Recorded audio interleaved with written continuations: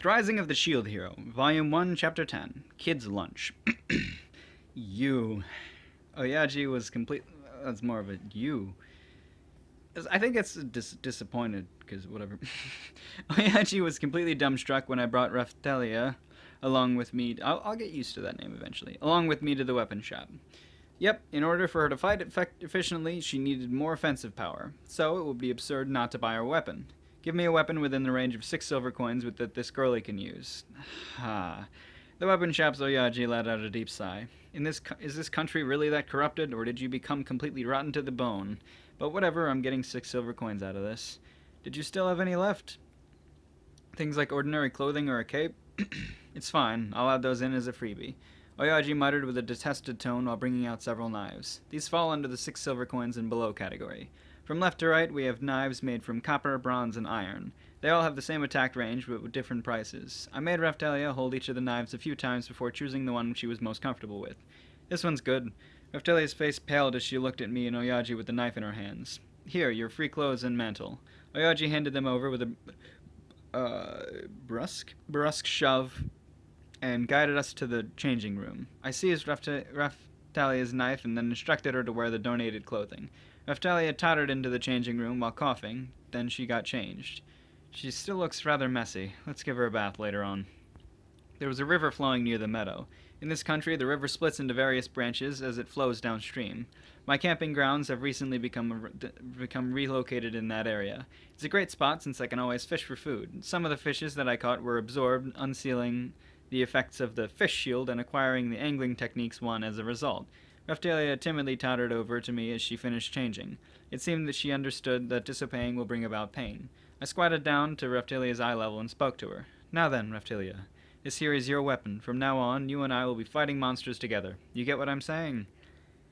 Raftelia nodded at my words and with frightened eyes. Good, because it'll be painful if she didn't understand. Now then, with that knife in hand, I took out the orange balloon that was hidden under my cloak and placed it in front of Raftelia. Hack and slash this thing. Hee! When I showed her the hidden demon, Raftelia screamed in shock and dropped a weapon. No. That's an order. Do it. I can't. Raftelia shook her head vigorously. However,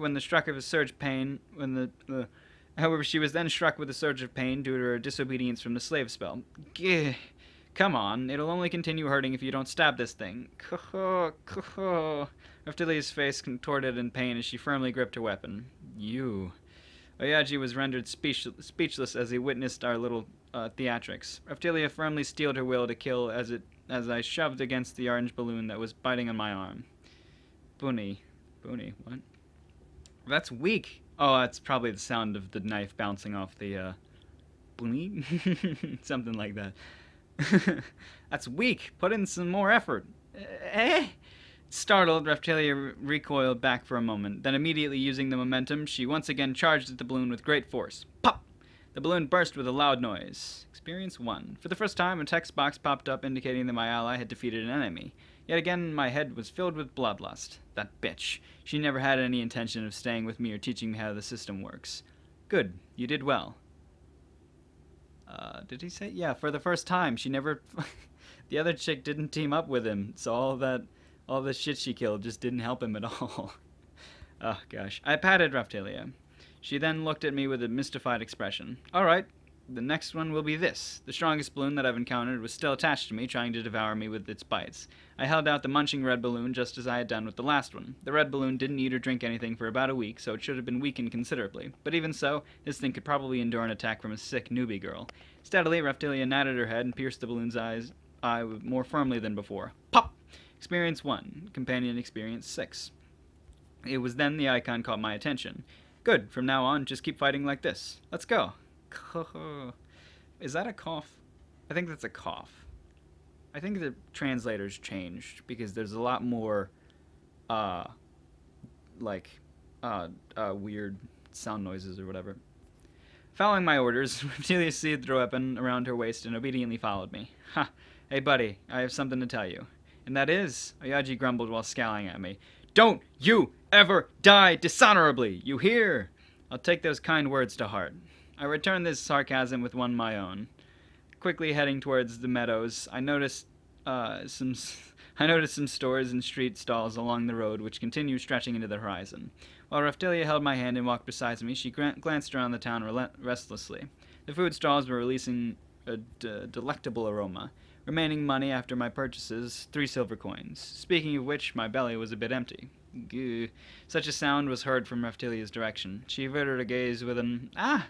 while trying to deny what just happened. I wondered why she was holding back. Right now, if Raphtalia doesn't have the strength to fight enemies, then I won't be getting income anytime soon either. A dull knife is useless. She won't be able to muster any strength when she's hungry. I went inside a restaurant, which seemed affordable enough to our budget. Welcome. Our server guided us to a table with a displeased look due to our shabby appearance. Along the way, Raphtalia looked over at a parent-child pair who were sitting elsewhere.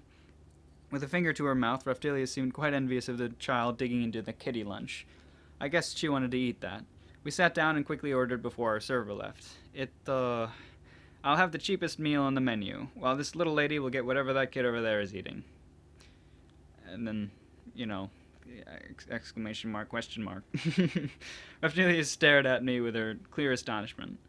What was it so surprising for me to order that lunch for her? Understood. That comes to a total of 9 copper coins. Here.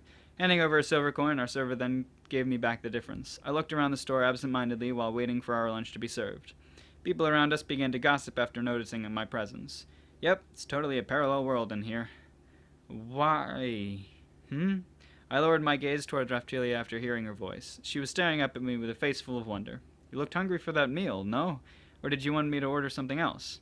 Raphtalia shook her head so fast that a bustling sound can be heard from the movement. This was quite a delicate topic for her. Why would you let me eat that lunch? Like I told you, I ordered it since you seemed to want it. But how come she was being so persistent on the subject? Anyways, eat some food and get some nutrition. You'll die if you're too skinny, you know? Well, since I just bought my new slave, I can't have her dying on me before she paid me back with interest. Sorry for the wait. Our meals have finally arrived. That's the lunch which I ordered for Raphtalia. It's a bacon meal set. It's about as big as a person's arm. The presentation is good. Is in pretty good taste at least. Raphtalia froze on the spot while having thoughts like, is this kid's meal really meant for me? You don't want to eat it? Is this really alright? It's fine, so eat up. Raphtalia timidly began eating. Raphtalia's face contorted a bit upon hearing my instructions. Okay. Yay! Yay! Her ears look like the ears in the before. That totally looks like the chick in the top or whatever, but that's clearly a small child. And the one in the top isn't as much of a small child. Whatever. Raphtalia timidly began eating her kid's lunch with her bare hands. Well, it couldn't be helped since she grew up in a harsh environment. It somehow seemed that the amount of gossip floating around had grown once more, though it's not a matter worth concerning myself with. Raphtalia accordingly held the flag which had stood at the chicken-like rice summit of her meal. Mumble, mumble, mumble. Raphtalia then began savoring each and every morsel of her lunch. So I'll be eating my meals with this slave from now on. Just a solitary thought which crossed my mind. Yay! They already think that he's a rapist, so now he has a slave who's a girl and a child.